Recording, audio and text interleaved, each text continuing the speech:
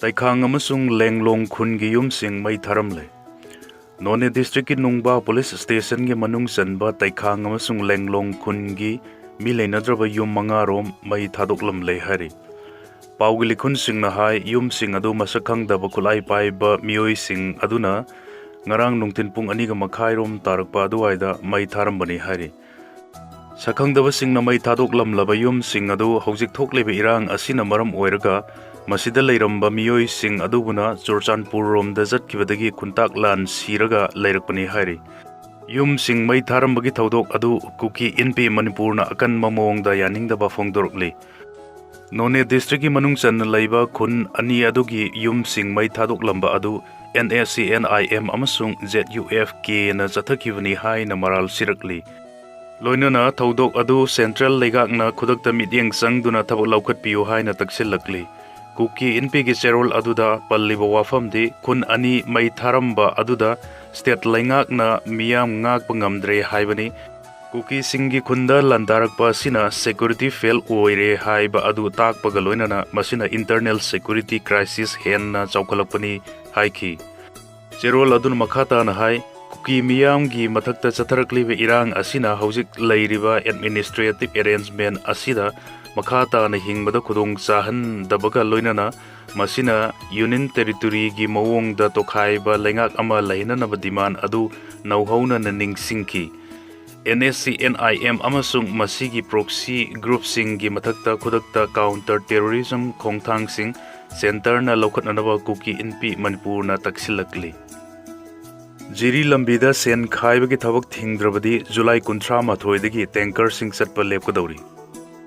Imphal Jeribam National Highway 38 ta chaliba thau tanker sing amasung LPG bullet sing dagi namduna sen lawgi thabak chathariba asi July 13 faubada lephandrabadi July 13 dagi petroleum gi pothok puriba gari sing gi thabak leplagani haina Chief Minister da khangankre. All Manipur Petroleum Product Transporter Association, HPCL Dealers Association, All Manipur Petroleum Product Drivers Association, All Manipur Bharat Petroleum Dealer cum Transporter Association, Nyara Energy Dealers Association, All Manipur Petroleum Product Drivers Association, LPG Bulk Tanker, All Manipur Bulk LPG Transporter Association yauna tungan ba body sing na khutyak pituna hiramasigi matangda Chief Minister Waikem Sanda memorandum bisinkre. Chief Minister da bisin khiba memorandum aduda palliba wafam di kumja lising aniga kulhumdoi gi me da irang hek thorpadagina POL amasung LPG tanker sing CRPF escort convoy ga loinana National Highway 38 Imphal Jeribam lambi da chattuna lamdam masigi mathau tabat petroleum gi pothok sing pusilakpagi thabak tawduna lakli. Tank truck sing CRPF na ngak selaga trip amada tank truck sama amasung masigi mathakta chatliba asida National Highway asida looter sing na loan yadaba mawongda tanker sing asidagi paisa khongatli. Hanadi lupa chani laurumba adu hojikna lupa lising taret yaure mapan lamdagi thau sing lakpagi transportation bill asi oil marketing company sing na tender float tawduna lep khiba adudagi henba yaba nate loinana asigumba hana udaba senpham sing asi paba yaudabana transporter sing na puduna laklibani. National Highway asida sen khaibagi thabak asi mari leinaba sing da mamang da kayarak hanna khangankre adumakpu hojiksu leptana adumak sathari. National Highway asigi tongan mamafam sing da lauriba aina yadaba senpham sing palluduna cherol sinahai lambi asigi awang khunda gari trip amada lupa chamanga Kambiron da lupa lising ahunga chamanga Nungba da lupa chamanga Jiribam parking da lupa lising amaga chani None da lupa chamanga amasung Oinam long da lupa chamanga dagi lising manga fauba lauri hari. Hojik lauri ba senpham asi makhata na hengalpa yabagi akiba leiri asiguma senpham sing asi transporter sing na puba ngambagi thak tagi hendokhrabani hari. Lambi asida chaliba thau tanker sing amasung LPG bullet sing asi makhata na service tau hairabadi Masigi senpham asi oil marketing company na natraga Manipur lengak na puthokna na basin biyo hari asigumba namduna sen khaiba natraga lut tauba asi thingna na ba khongthang sing lokat biyo amasung escort convoy satpagi wahan thok lehan biyo masigi khongthang asi chaliba July 19 fawbagi manungda thabak oina onthok biyo masida thoksa daba tarabadi July 19 mathoi dagi hauraduna tanker singna satpa leblakpa yai hairi si minister yumnam khemsan na kanto 7 gi miyam go unakre kunja singi apamba thabak to onthokni haina phungdokre Imphal West District ki Segmai Assembly Constituency ki manung sanba kanto sabalda haukiba July 13 da kuki lamhen tu henba singna mai thadok tuna manghan takhan kraba yum sing amadi mafam aduwaida lairiba security gi section thorang sing adu Chief Minister Yumnam Khemsan na hakthengna na satuni yengsinkre Central Force sing na kupna senaduna laibata natana yankai taret suba mountain division gi headquarters su laiduna containment area oina lairiba mafam aduda tha asigi 13 gi nungthinda singdagi kumtharakhiba kuki lamhen tu henba singna kanto 7 gi yum taruk mai thadok lamkhibani mitai miyam singna mai kanba changna na honabada Central Force singna thingbaga loinana miyam da onsin duna chatharakpa thabakta misam sing sokhiba thokdok aduda Central Force amasung State Force ki marakta kanna muknaba laikhraba matungda mafam aduwaida State Force thamkiba laikhrabani mitai amadi kuki gi marakta muknaba lairbasu matam sangna yum mai thabana singba thabak sing tawdana lakpa marak asida khanghaudana mitai singi yum mai tharakhiba matungda oirakliba fibam adu hakthengna na yengsinduna laukhatpa yaba thabak sing laukhatnanaba ngarang Chief Minister Yumnam Khemsan na mapam adu chatuni yengsin khibani Chief Minister gi yengsin khongchat aduda Segmai Assembly Constituency gi MLA Haikham Dingo amadi SP Imphal West KSIS Sivkanta amadi atai police ki makok thongba officer kaya su saruk yakhi Chief Minister Yumnam Khemsan na kanto 7 da hek thunglabaga mai thakraba yum singi fibam sing amadi sidok laba nauna sa nanaba honariba sing adu yengsinki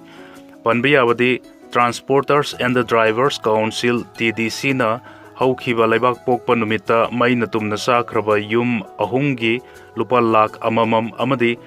tumna di chakhaudraba yum ahungina lupa lising yankai mateng oina yunggi mioi singda khusina kibani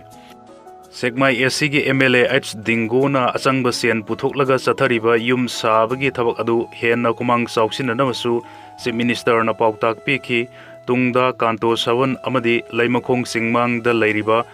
security gi fibam su hakthengna chaturi yengsinki mafam aduda mathau tawduna lairamba laimakhong police station gi police personnel singa unaduna makhata na mafam aduwaida pamdaba tawdok sing thogandanaba akanba section thorang sing laukhatnaba pautak su piramki tawdok thokriba mafam adugi akoibagi film yengsilaba matungda kanto 7 da kuki sing gi mathakta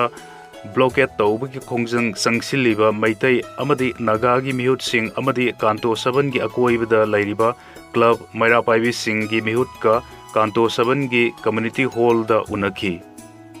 miyam unaba loiraga thorokpada paumi sing gi maikai degi ngarang gi khongsat adugi matang da wahang pauhang chathabada thodokpa paukum di piram khide hari Chief Minister ga unaba aduda kanto 7 gi club amadi maira paibi sing gi maikai degi tongan ba hiram manga yauba memorandum ama pisinki memorandum aduda yauri wafam sing adudi kanto 7 da haujik lairiba CRPF asi laimakhong singmang sangpham da amadi ingawrok singmang da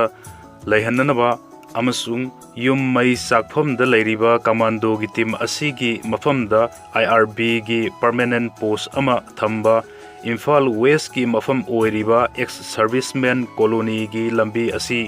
free movement oinaba laigadaba security singna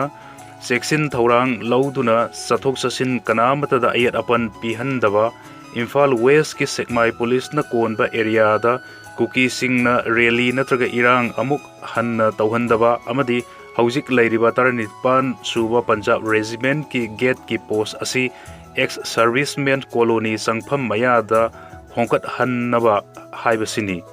ꯋꯥꯐꯝꯁꯤꯡ ꯑꯁꯤ chief ꯃꯤꯅꯤꯁꯇꯔꯅꯁꯨ ꯊꯕꯛꯇ ꯑꯣꯟꯊꯣꯛꯅꯅꯕ ꯍꯣꯠꯅꯒꯅꯤ ꯍꯥꯏꯅꯁꯨ ꯊꯥꯖꯕ ꯄꯤꯔꯝꯈꯤ ꯍꯥꯏꯔꯤ꯫